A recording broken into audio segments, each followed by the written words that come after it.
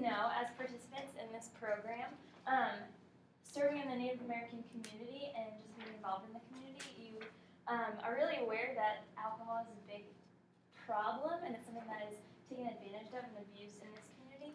So as people that have experienced that firsthand, we're just going to continue talking about alcohol and kind of how that's influenced your life and impacted your life. So as we just talked about in that quick lecture, we mentioned the 3 different types of alcohol and how the volumes don't necessarily contribute to the potency or to the amount of alcohol and its effects. And so following off of that, we're going to continue into this activity. So as you see in front of you, there's 3 bottles, each a different color. So beer is yellow, liquor is blue, and wine is red. And so each of these 3 types of alcohol, in front of you is just bottled water, but we're going to substitute that, or imagine those to be the alcohol themselves. Additionally, you'll see cups, and so you guys can take a cup for each of you, and as well as take a Sharpie, and you're going to write your name on those cups just so that those cups represent you. Through this activity, we're going to think about a hypothetical day, so just a regular day in your routine and kind of where alcohol weaves its way into that routine. Also, on the table in front of you is a stack of napkins. So right now, I encourage you guys to think about how many decent meals you're able to have a day or before your alcohol consumption habit begins. So go ahead and take a napkin. It'll be different for each of you, but 1 napkin for each meal that you've had in this hypothetical day.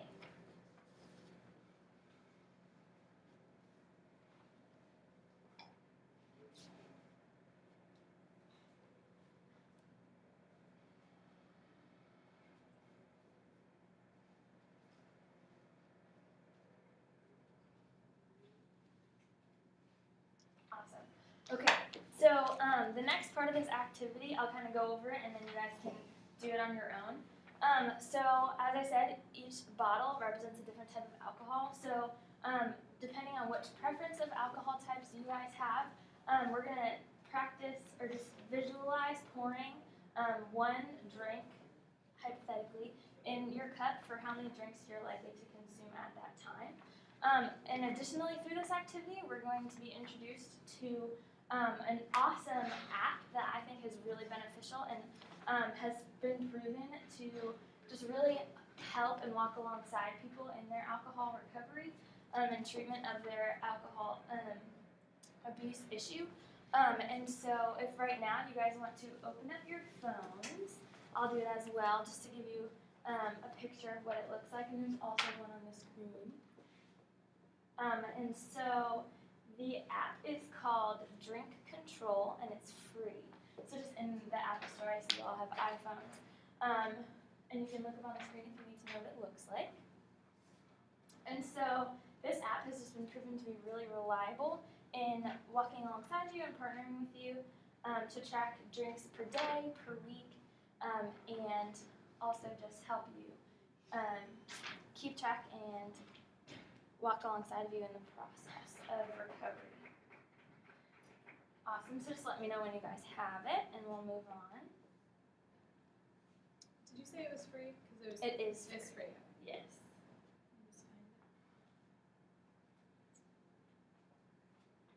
Is it the one with the wine glass and the... Mm-hmm. You want us to put all of our stuff in it?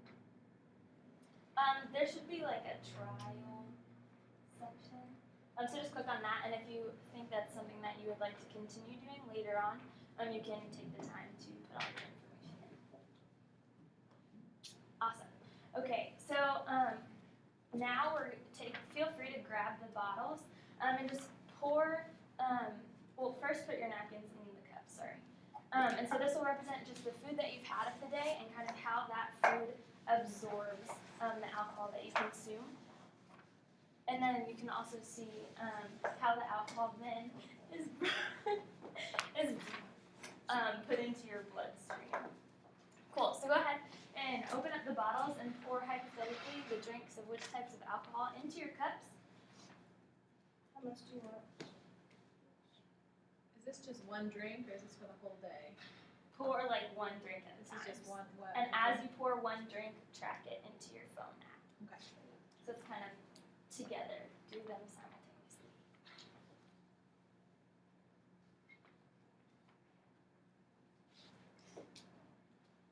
And feel free to mix types if you are likely to do more than one.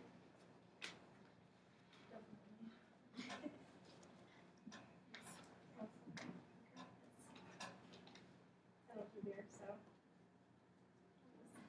stay away from that. I feel like I'm not doing enough liquid for my drinks. Well, you also put more meals, so it's absorbing more. Alright,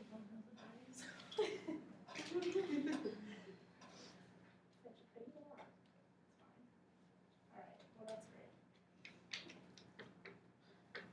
Just be sure to be tracking on your phone in the app as you go. And then once you're ready, let me know.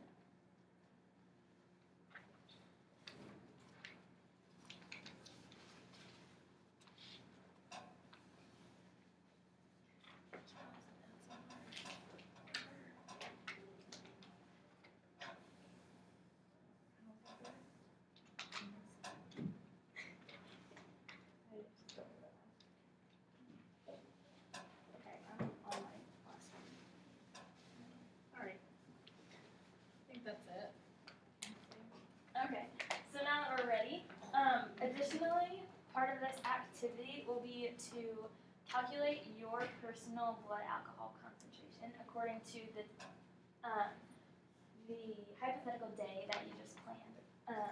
And so in front of you on your sheet, it shows you the 3 types of alcohol as well as some of the different factors that go into calculating your blood alcohol concentration, as well as a formula on the bottom.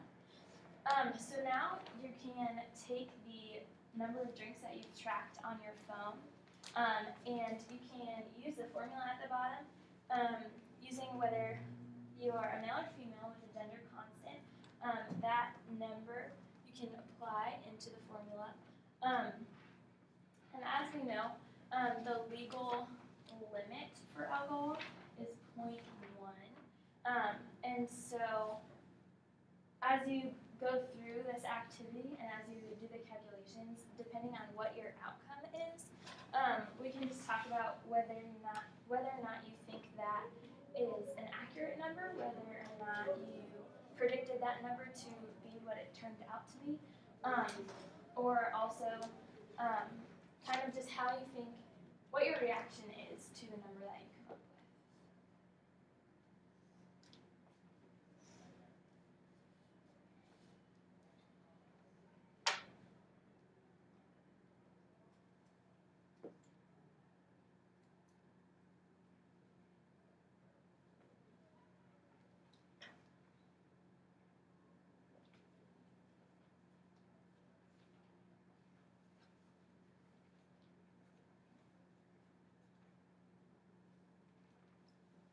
Mine's shocking.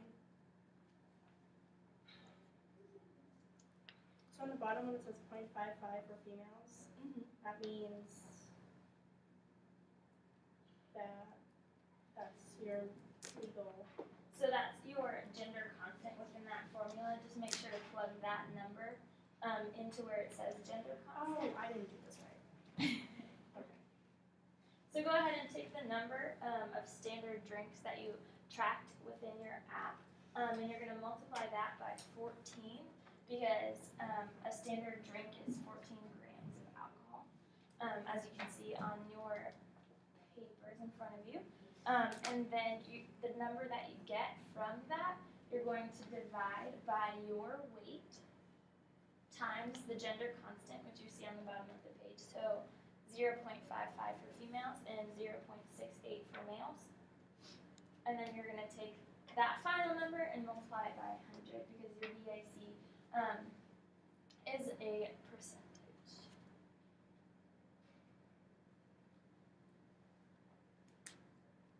Yes. What is considered a high VAC? So the legal limit is 0.1.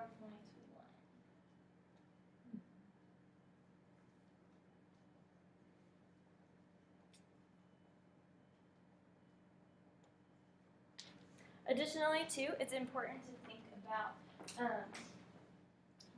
how you think that you would be feeling after consuming this amount of alcohol that you've poured. Some of you may have tolerances that are higher than others, but as we previously talked about, tolerance is not whether or not you feel the alcohol. It's not the amount that you can consume before you feel the changes in your body and how the alcohol affects you. Rather, your tolerance is the amount of alcohol you can consume before your body creates a BAC that is above the legal limit. So let's talk about what some of our results as now that you guys are done calculating. So if you feel comfortable, go ahead and we can share those amounts with each other as well as myself if you would like. And then we can talk about some of those reactions that we've had to this calculation.